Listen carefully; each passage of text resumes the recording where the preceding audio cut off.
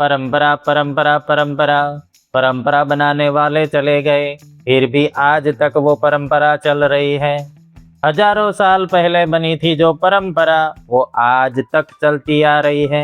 अगर वो केवल परंपरा होती तो कब की बंद हो जाती, मगर परंपराओं के पीछे ऐसा कुछ तो है जो आज तक चलती आ रही है।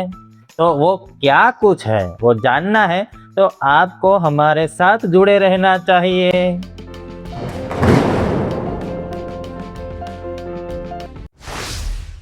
बात करते हैं उस जमाने की जिस जमाने में ना तो कोई थर्मोमीटर था, ना तो कोई बड़ी बड़ी लैब थी, ना तो वहाँ कोई आर्टिफिशियल इंटेलिजेंट था।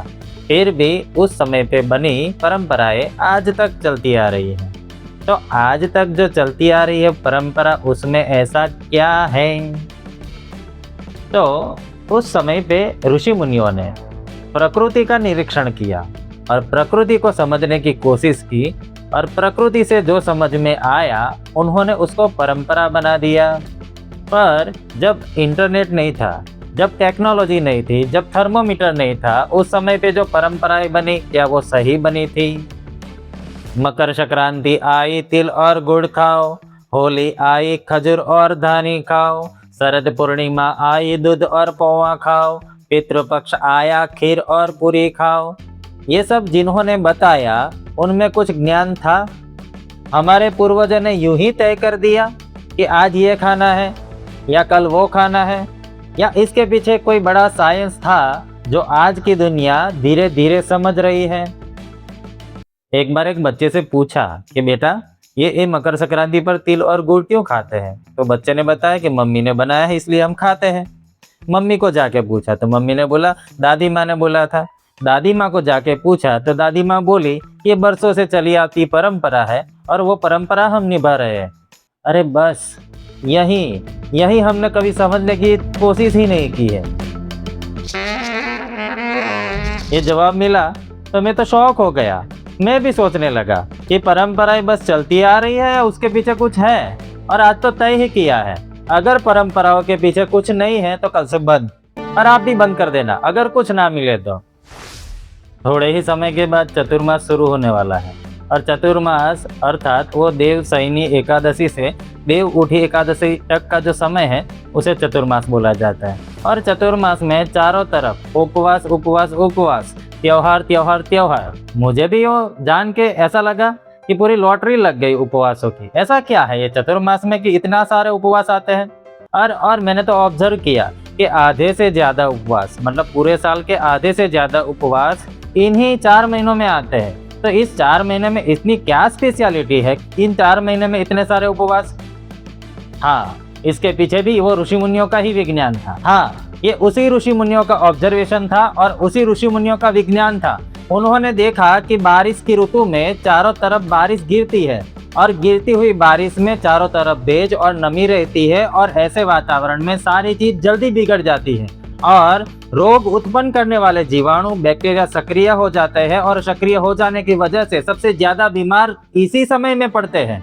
तो इस समय पे यदि खान पान पे ध्यान न दिया गया तो हमारी शरीर की सेहत सबसे ज्यादा बिगड़ सकती है, और ऋतुओं के अनुसार खाना भी बदलना चाहिए ताकि हमारी पाचन क्रिया उसके साथ संतुलन बनाए रखे। तो ये मंद वातावरण में चारों तरफ जब बारिश रहती है तब हमारी पाचन शक्ति भी कमजोर पड़ जाती है। तो उस समय में ऐसा कम खाना दिया जाए शरीर को ताकि वो अच्छे से काम कर सके, वो बीमार न पड़े, उन पर इतना भार न जाए कि वो पचा न सके। ये कारण के लिए चतुर्मास में सबसे ज्यादा उपवास करने का प्रावधान कर दिया गया, और आज का विज्ञान भी वो स्वीकार रहा है कि हाँ, कुछ समय पे उपवास करना सेहत के लिए अच्छा है। ये है हमारे ऋषि मुनियों का विज्ञान। जब थर्मोमीटर नहीं था, टेलीस्कोप नहीं था, माइक्रोस्कोप नहीं था, जब इंटरनेट नहीं था, जब एआई नहीं था, तब उस ऋषि मुनियों ने प्रकृति को समझा, और प्रकृति को समझते समझते उन्होंने समझा कि 365 दिन में 3 ऋतुएं आती जाती है, ठंड, गर्मी और बारिश। ये ठंड, गर्मी और बारिश जब एक ऋतु जाती है दूसरी ऋतु आती है तो इनके बीच में कुछ ऐसा समय रहता है जब दोनों ऋतुओं का मिश्र अनुभव होता है। ये जो मिश्र अनुभव होता है उस समय को ऋतु संधि कहते हैं। और इस ऋतु संधि में हमारे शरीर सबसे ज़्यादा बीमार पड़ते हैं। तो इस ऋतु संधि के समय पे हमें हमारी खान पान पे ध्यान देना चाहिए, क्योंकि इस ऋतु संधि पे हमारी पाचन क्रिया फिर से कमज़ोर पड़ती है। तो यार हमको पता कैसे चलेगा कि ये ऋतु संधि है और हमें खाने पीने में चेंज करना चाहिए? अरे आज का ज़माना भी वो बोल रहा है कि सीजनल डाइट करो, पर सीजनल डाइट करें कैसे? आज के ज़माने पे भी वो खुलासा नहीं किया है। हमको पता कैसे चलेगा कि आज ऋतु संधि हो रही है? तो हमको पता चले और हम उस खान पान पे ध्यान दें और हमारा शरीर खुद ब खुद उस ऋतु के अनुसार तैयार हो। इस विचार को लेके ऋषि मुनियों ने हर ऋतु संधि पे एक त्योहार रख दिया।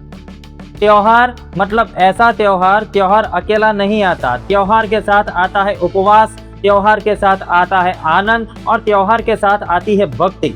उपवास इसलिए कि ये कमजोर पड़ी हुई पाचन शक्ति दुरुस्त रहे। भक्ति इसलिए कि बदलती ऋतु में मानसिक स्थिति भी बिगड़ती है, ताकि हम भक्ति के साथ जुड़े रहे तो हमारी मानसिक स्थिति भी अच्छी रहेगी।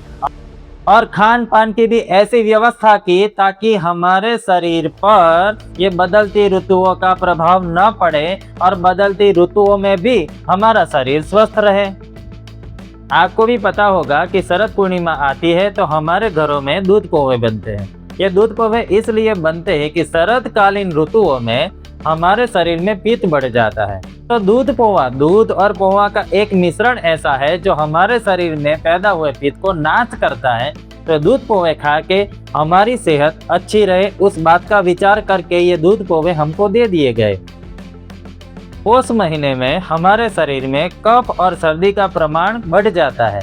तिल और गुड़ खाने से हमारे शरीर में पैदा हुए कफ और सर्दी का नाश होता है। और तिल और गुड़ ऐसी चीज है जो हमारे शरीर को ऊर्जा भी प्रदान करते हैं, इसीलिए मकर संक्रांति पर तिल और गुड़ खाया जाता है। ये है हमारा विज्ञान।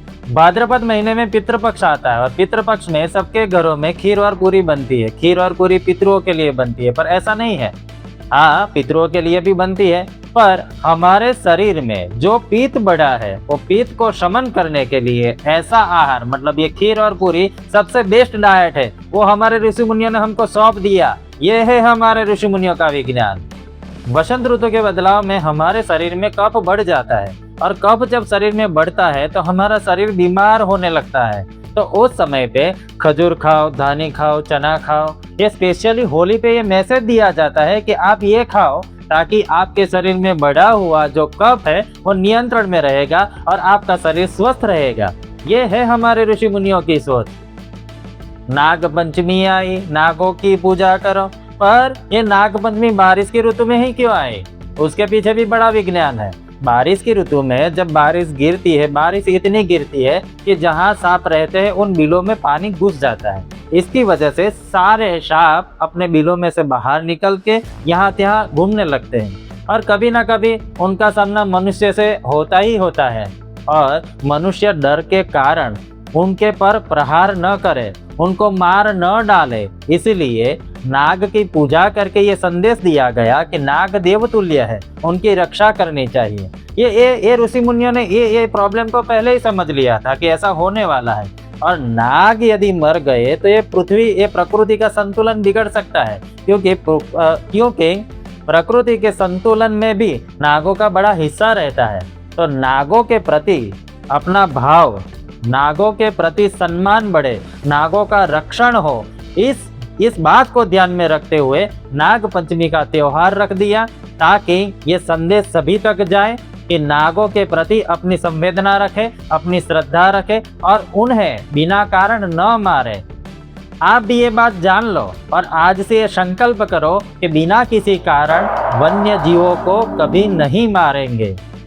हमारा त्योहार ना ही एक धार्मिक त्योहार है, पर ये एक बहुत बड़ा अभियान है जो जीवों की रक्षा करने का संदेश हमें देता है।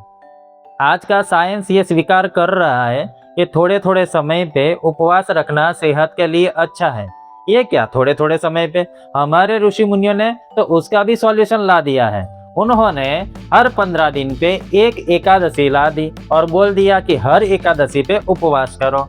मतलब हर 15 दिन में उपवास करके शरीर को इतना हल्का कर देंगे, शरीर को इतना समय मिलेगा, वो पाचन क्रिया को इतना आराम मिलेगा कि बाकी 15 दिन तक वो पाचन क्रिया अच्छे से चल सकेगी। ये एकादशी का विज्ञान है। हमारी परंपराओं ने क्या नहीं दिया, विज्ञान दिया, पाचन को दुरुस्त करने का तरीका दिया, सीजनल डाइट दिया और प्रकृति को रक्षा करने का मैसेज भी दिया। देखो, हमारी संस्कृति में वृक्ष को भी देव माना जाता है, जैसे वड को, पीपल, ऐसे कई सारे पवित्र वृक्ष हैं जिन्हें हम देव मानते हैं, और जिन्हें हम देव मानते हैं उनको कभी हम नुकसान नहीं पहुंचाते। मतलब हमारी परंपराओं ने यह सिखाया कि प्रकृति का रक्षण करना हमारी जवाबदारी है। हमने तो जीवों को भी भगवान माना, नागों की रक्षा करने का मैसेज दिया। उसके हिसाब से हमारी परंपराएं जीवों के प्रति भी रक्षण करने का भाव रखती है। हमने तो नदियों को भी माता का दर्जा दिया है। हर नदी के नाम के पीछे माँ के नाम का उच्चारण होता है। नर्मदा माता, गंगा माता, महिसागर माता। मतलब जिन्हें हम माता मानते हैं उन्हें हम कभी नुकसान नहीं पहुंचाते। और आप भी ये ध्यान रखें कि प्रकृति, वृक्ष, जीव के प्रति अपनी संवेदनाएं रखें। ये ऋषि मुनियों की जो सोच है वो आगे चलाए, ताकि हमारी आने वाली पीढ़ी को हम ये प्रकृति अच्छी सौंप सके। बस यही मैसेज के साथ ये आज का वीडियो मैं यहाँ अंत करता हूँ। और एक बात खास, इतने सारी अच्छी बातें आपके सामने रखने के बाद भी आपने मेरे को अब तक सब्सक्राइब नहीं किया, अब तक आपने लाइक नहीं किया, और शेयर तो करना ही पड़ेगा। और कर दो अभी के अभी शेयर। जान लीजिए, हर परंपरा एक अंधविश्वास नहीं होती, उसके पीछे बहुत बड़ा विज्ञान होता है। पर ये परंपराएं सुंदर तब बनती है जब हम उसके पीछे का विज्ञान समझे। मैंने तो मेरा काम कर दिया, अब आपको एक काम करना है, फटाफट से सब्सक्राइब करना है, लाइक करना है और शेयर भी कर देना है। धन्यवाद। हर हर महादेव। जय सनातन।